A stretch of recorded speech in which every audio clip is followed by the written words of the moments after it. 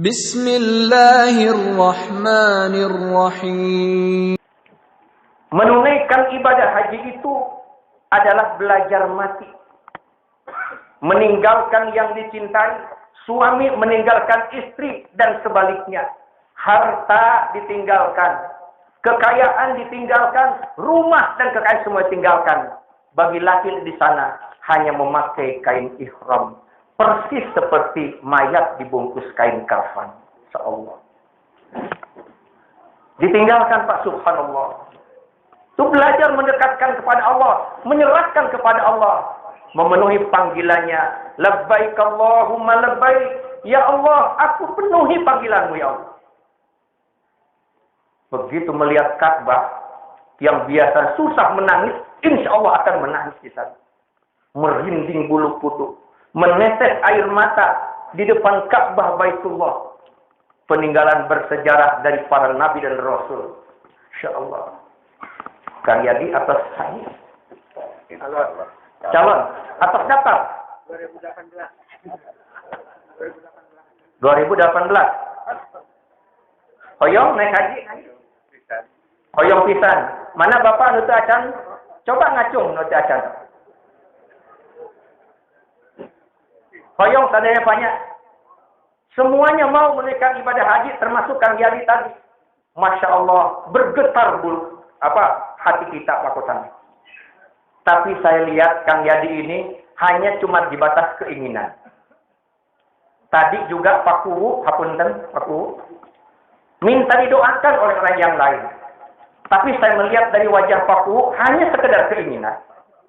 Biar saya tunjuk-tunjuk nih Kang Yadi Pak Kuwu. Bapak-bapak juga semua keinginan. Semua orang Islam ingin Pak menaikkan ibadah haji. Saya yakin itu. Tapi sudahkah Kang Yadi tengah malam minta kepada Allah, nangis bercucuran air mata di hadapan Allah, sholat tahajud, sholat hajat, khusus minta haji? Atau seacan? Belum Bu. Bu, mau menaikkan ibadah haji? Juga sama kelihatannya ibu-ibu. Ini ada satu pelajaran berharga Pak, yang saya tularkan kepada Bapak dan juga kepada Ibu. Karena saya merasakan. Saya juga sama Pak Yadi. Kalau ada yang menaikkan haji, saya datang. Suatu hari teman akrab saya. Saya datang sana, Pak Jejen, kapan menaikkan ibadah haji? Ya, tahun depan. Saya enteng saja. Habis dari mana Bu? Seorang ibu. Langsung ditunjuk. Muka saya tunjuk. Pak Jejen ini belum sungguh-sungguh meminta kepada Allah. Tunjukannya luar biasa Pak. Ditunjuk. Tapi saya introspeksi. Benar. Saya hanya sebatas keinginan. Tapi belum secara khusus minta kepada Allah. Sejak saat itu, tengah malam saya nangis di hadapan Allah. Ya Allah, Engkau Maha Kaya. Hamba-Mu ini tidak punya ongkos untuk menunaikan ibadah haji. Tidak ada yang sukar bagimu ya Allah. Kerinduan hamba-Mu sudah sampai ke tulang sumsum. Getaran jiwa sudah berada di depan Ka'bah. Ya Allah, mudahkanlah jalan menuju Baitillah. Setiap malam begitu. Ternyata sejak saat itu, tidak sampai 1 tahun Pak. Alhamdulillah saya menunaikan ibadah haji. Saat itu belum ada waiting list. Tidak sampai 1 tahun, min haitsu la yahtasib. Saya menunaikan ibadah haji. Subhanallah. Ini kekuatan Allah. Bahkan saya tanpa mengeluarkan ongkos. Pulang bahkan bawa uang. Pulang bawa uang Pak. Saya serahkan semuanya pada istri yang belum haji. Beli gelang hanya Pak. Kayak film beca itu. Alhamdulillah Pak. Min haitsu la yahtasib. Jadi kuncinya itu Pak Lurah. Minta secara khusus kepada Allah tengah malam terus menerus. Tadi saya bacakan ayatnya. Walillahi 'alan nasi hijjul baiti. Ada kata manistato'a ilaihi sabila. Tapi mengapa ujung ayat tentang haji di ujungnya adalah fa innallaha ghaniyyun 'anil 'alamin. Ini rahasia ayat Allah. Haji bagi yang mampu. Tapi Allah Maha Kaya. Mengapa ayat tentang haji ujungnya Allah Maha Kaya? Disinilah rahasianya, Pak. Jangan Bapak, Ibu merasa miskin. Dari mana saya punya ongkosnya? Allah Maha Kaya. Ini ayatnya, Pak. Ini rahasia tentang haji, subhanallah. Jadi jangan merasa miskin, jangan merasa tidak punya. Allah adalah Maha Kaya. Kalau orang lain punya pepatah, banyak jalan menuju Roma. Kita rubah, banyak jalan menuju Makkah. Subhanallah. Bahkan banyak orang-orang yang kaya raya memang. Washington, Amerika Serikat dijajah. Paris, Perancis dikunjungi. Cape Town, Afrika. Sydney, Australia. Singapura dijajaki semuanya. Tapi ternyata ke Baitillah sama sekali belum pernah. Karena apa? Tidak ada niat, Pak. Saya yakin Kiai Amil dan Bapak-Bapak juga, ini karena niat yang kuat. Karena niat yang kuat. Kalau beliau yang kaya raya, mungkin istrinya sudah ikut, Pak. Karena keinginan yang kuat. Tengah malam minta kepada Allah. Makanya banyak orang miskin sudah berkali-kali menunaikan ibadah haji. Karena apa? Dorongan yang kuat dalam dirinya. Itu adalah dorongan doa. Juga ada usahanya, Pak. Nabung. Saya di Jakarta mendirikan sebuah koperasi. Salah satu produk koperasi adalah tabungan haji. Dan saya langsung yang mengonsepnya.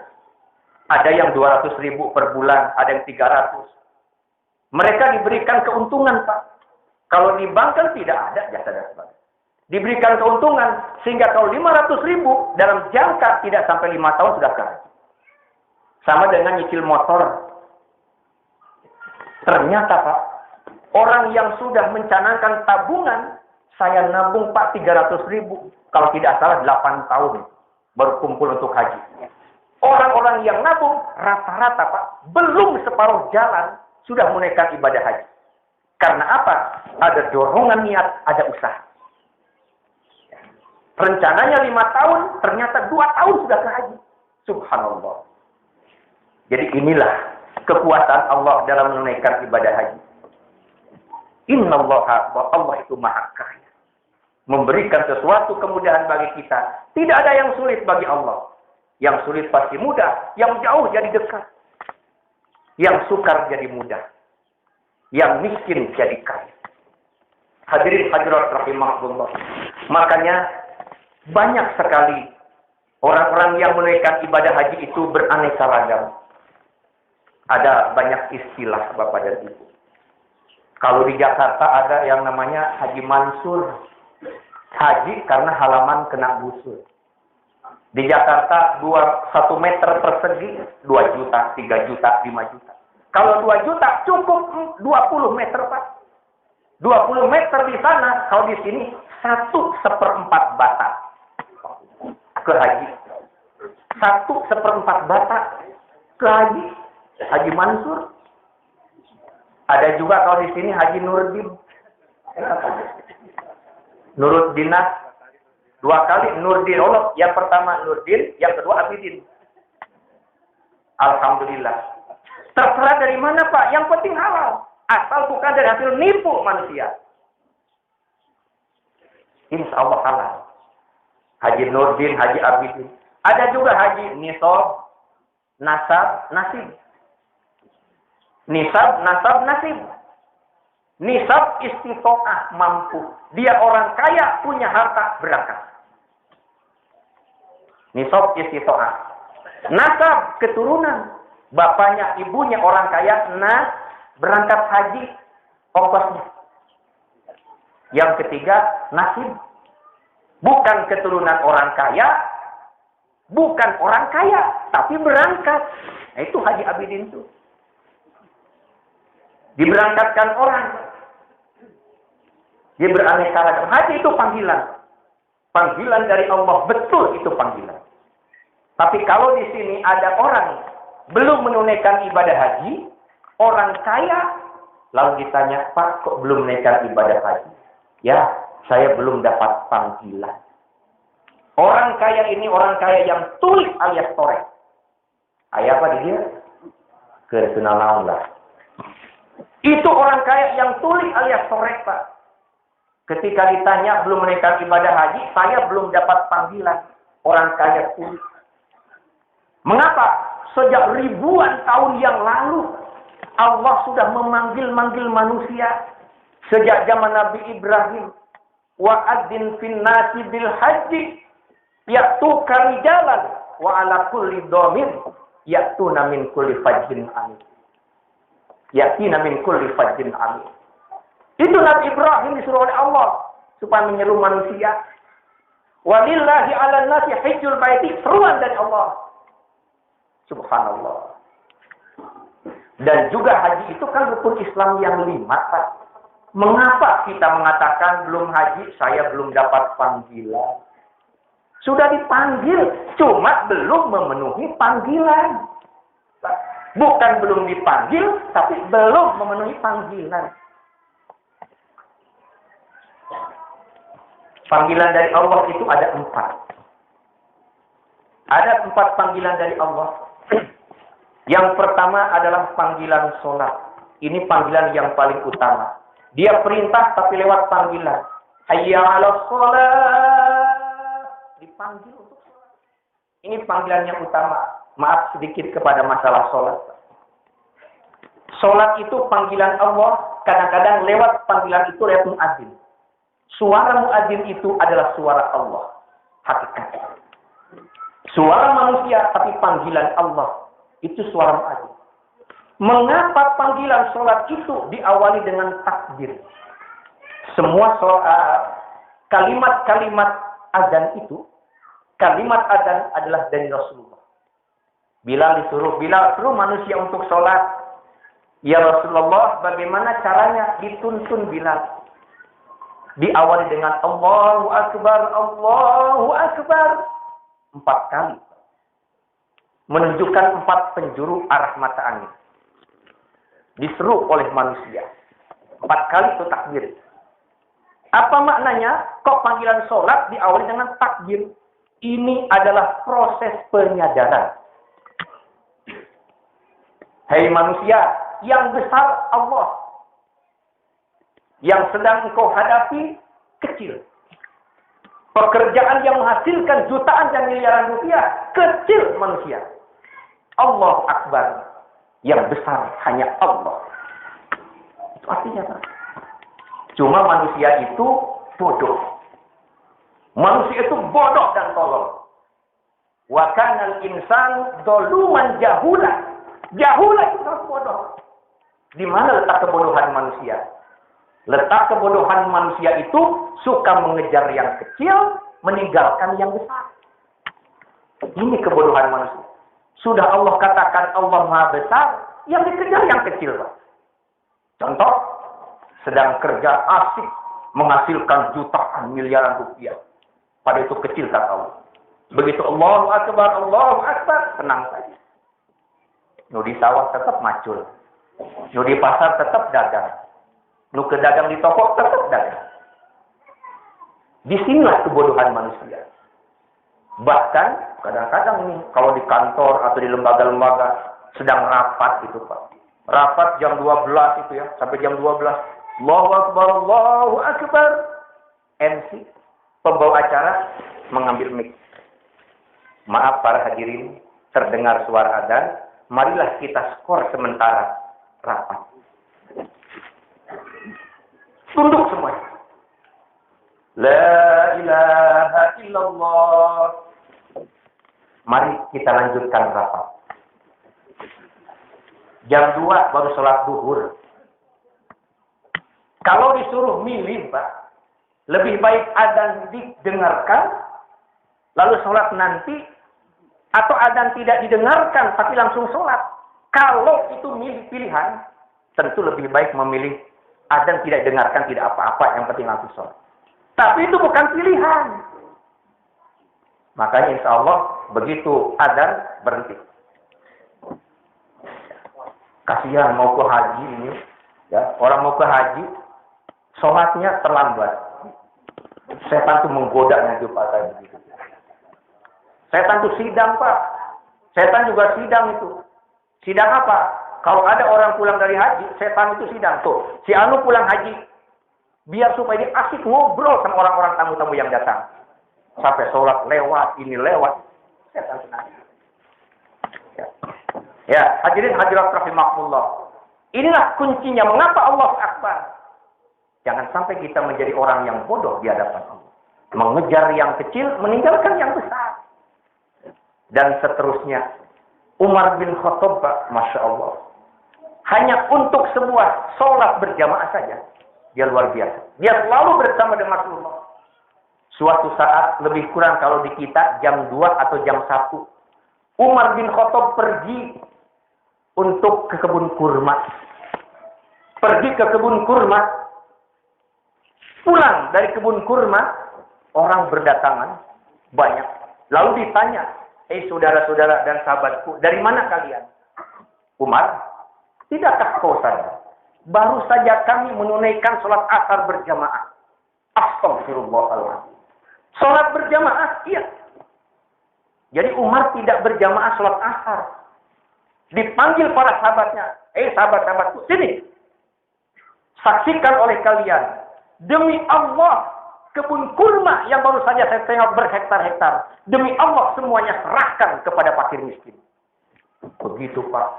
Karena kebun kurma itu telah melalaikan saya untuk berjamaah sholat. Bukan tidak sholat.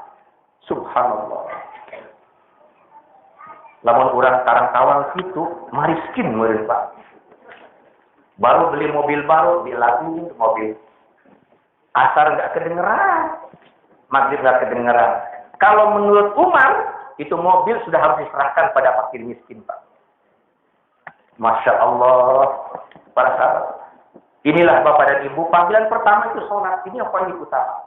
Yang kedua adalah panggilan jihad. Wajahidu fi sabilillah bi amwalikum wa anfusikum a'dhamu darajatan indallah. Jihad. Jihad itu adalah panggilan dari Allah. Allah. Luar biasa. Yang ketiga adalah panggilan haji.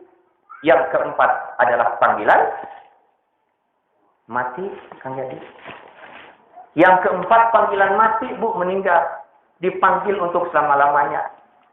Yang paling gak enak yang mana, Bu? Yang keempat katanya.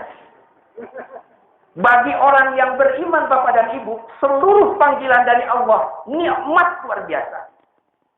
Karena semua seruan Allah untuk menghidupkan manusia. Kebahagiaan dunia akhirat. Ya ayyuhalladzina amanu stajibu lillahi walir rasul idza da'akum lima yuhyikum. Jadi seluruh seruan dan panggilan Allah adalah untuk menghidupkan kita. Bukan untuk menyengsarakan kita. Termasuk meninggal. Termasuk jihad mati di medan perang. Nanti dalam suatu riwayat dikatakan. Nanti ada orang yang aneh. Di akhirat. Ada orang masuk surga. Minta dikembalikan lagi ke dunia. Sudah masuk surga, Bu. Minta ke dunia lagi. Biasanya orang minta dikembalikan. Kalau sudah nyemplung di neraka, minta ke dunia untuk tobat. Ini sudah masuk surga.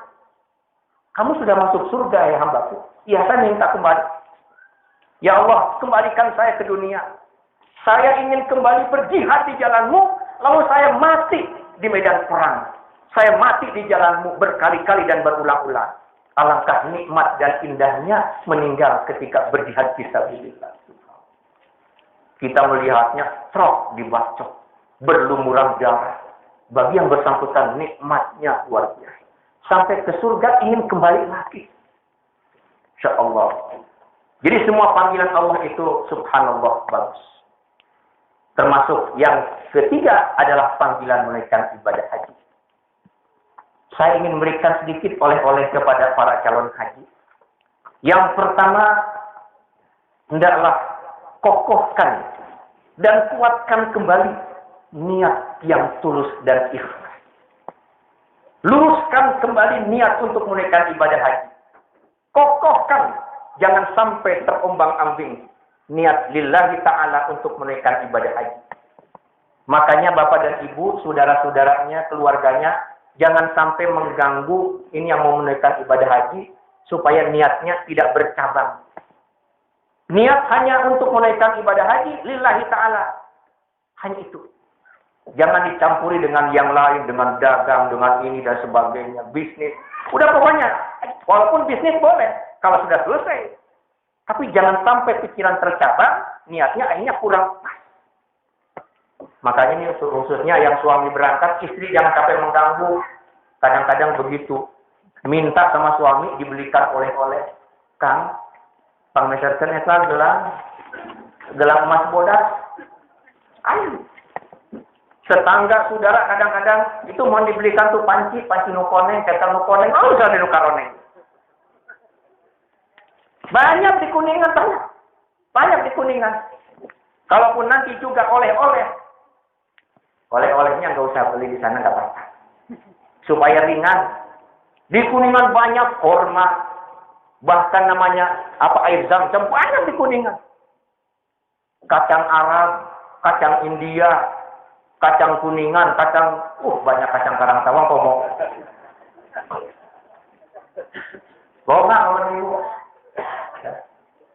Jadi beli saja di sini, pulang kasih aja nih.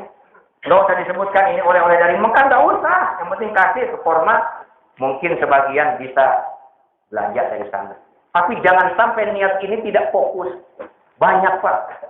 Ada niatnya belanja segala macam ke sana. Saya lihat begitu sampai ke Mekah, bukannya segera untuk umroh wajib, malah belanja ke pasar. Ada yang belanja ketel besar, belanja karpet, belanja hambal, hambal ke karpet. Akhirnya begitu pulang ke Indonesia diganti haji hambal. Jadi niat harus benar-benar diluruskan. Yang pertama, yang kedua tentu saja ilmunya. Insya Allah bapak-bapak dan ibu-ibu sudah dipelajari ilmunya. Tapi ke sana itu beda tentu dengan di sini. Tinggal mempraktekannya kan gitu. Pelajari ilmunya. Semua apa yang kita amalkan harus dengan ilmu.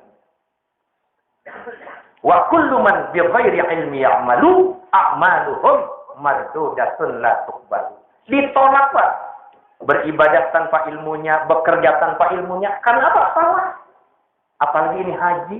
Masya Allah, jauh-jauh dari Indonesia. Pelajari benar ilmunya. Ilmu manasik haji. Supaya sempurna dalam pelaksanaan ibadah haji di sana.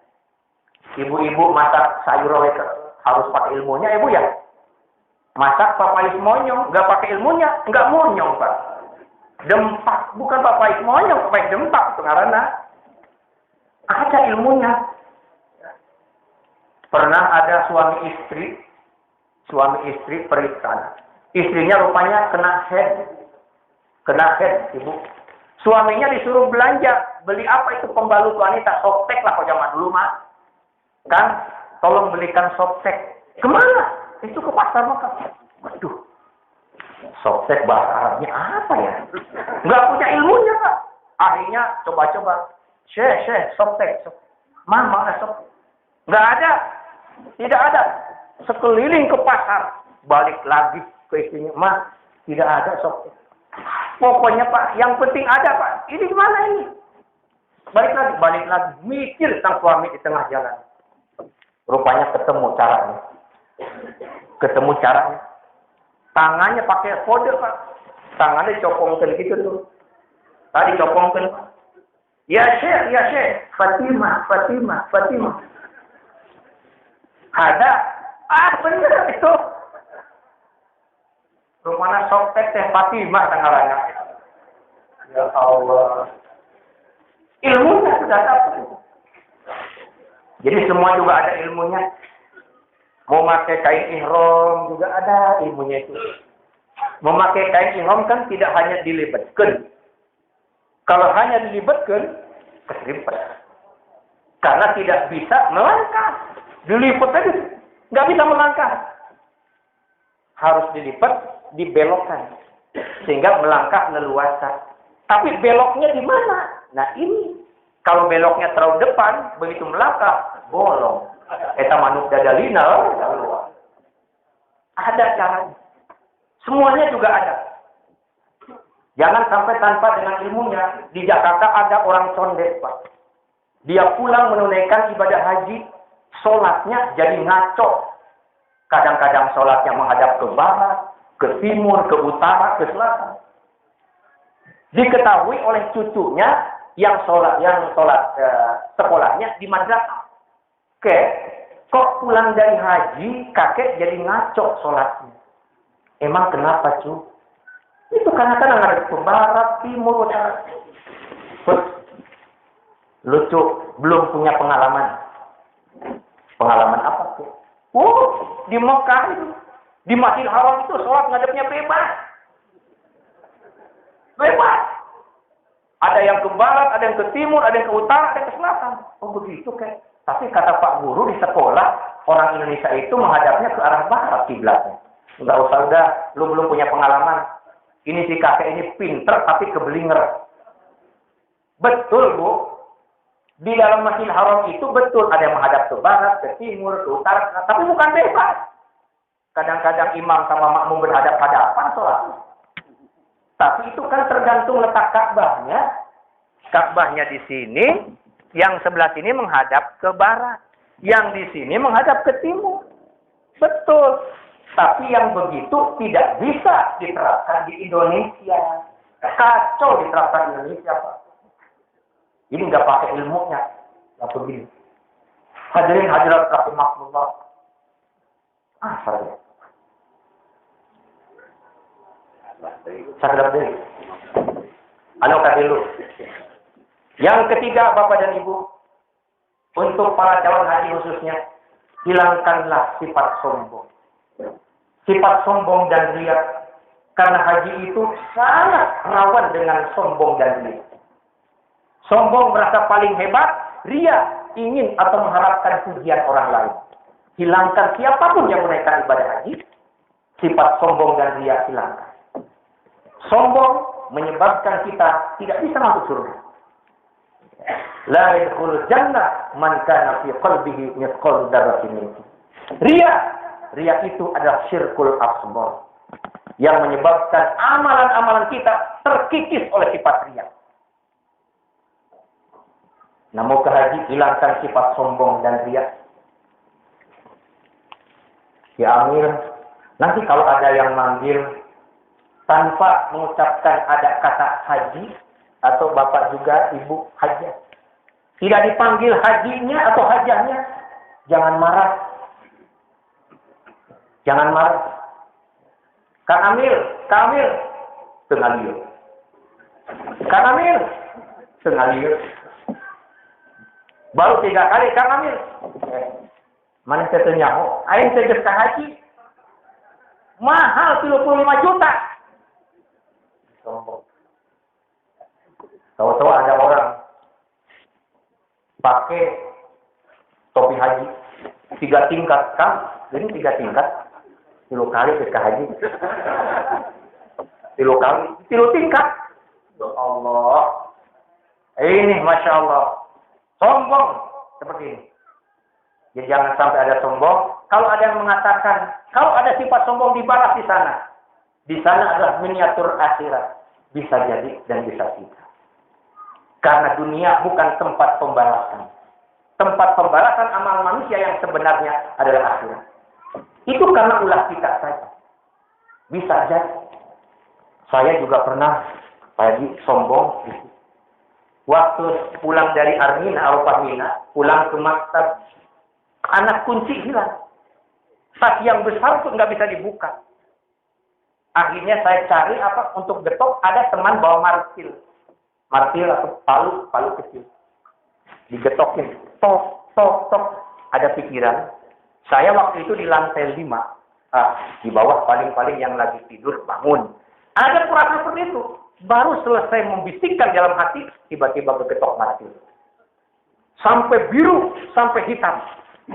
1 bulan setelah di rumah baru sudah hilang. Masya Allah. Waktu kegetok palu, rasanya seperti mau pingsan. Subhanallah. Langsung tuh. Jadi jangan sombong, jangan riya. Kemudian yang terakhir, Yang terakhir, hendaklah di sana itu, kalau istilah lainnya poya-poya, bersungguh-sungguh di dalam ibadah. Dari Indonesia jauh ke sana, meninggalkan keluarga, bukan untuk jalan-jalan, bukan dharma wisata, tapi untuk ibadah. Utamakan yang fardu, yang sunnah-sunnah juga usahakan. Jangan sampai mengejar sunnah, kemudian yang wajib ditinggalkan. Atau gara-gara mengejar yang sunnah. Karena apa? Orang Indonesia itu kadang-kadang, Pak, kalau ada orang datang menaikkan ibadah haji, yang ditanya cuma dua. Yang pertama kan, gimana? Apakah di sana arba'innya lengkap? Satu. Yang kedua, gimana di sana mencium hajar aswad?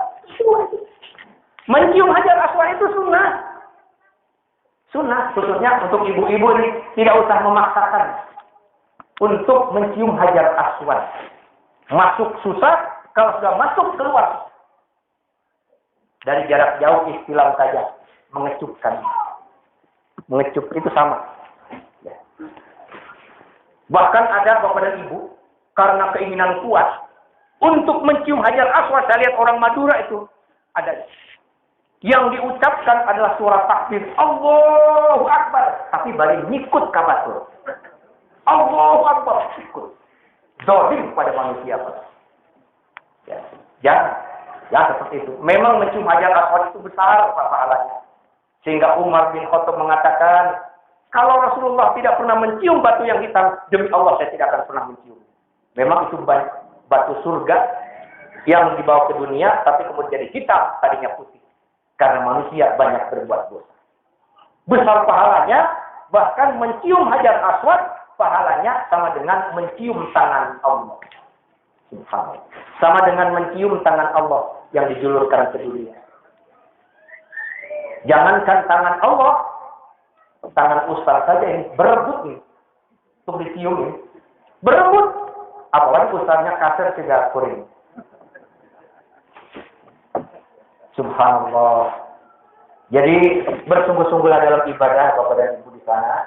Mumpung dapat menaikkan ibadah haji ke Baitullah, tetapi jangan lupa menjaga kesehatan. Jangan terus berada di masjid misalnya ibadah, tapi lupa makan, lupa minum. Kita sudah zalim kepada diri kita. Ibadah tetap dikejar, tapi kesehatan harus dijaga. Sampai kepada yang kecil-kecil pakai masker, pakai kacamata, pakai kacamata hitam. Itu juga masalah kecil tetapi bermakna. Jadi menjaga kesehatan kita. Ibadah yang banyak tapi jaga juga kesehatan.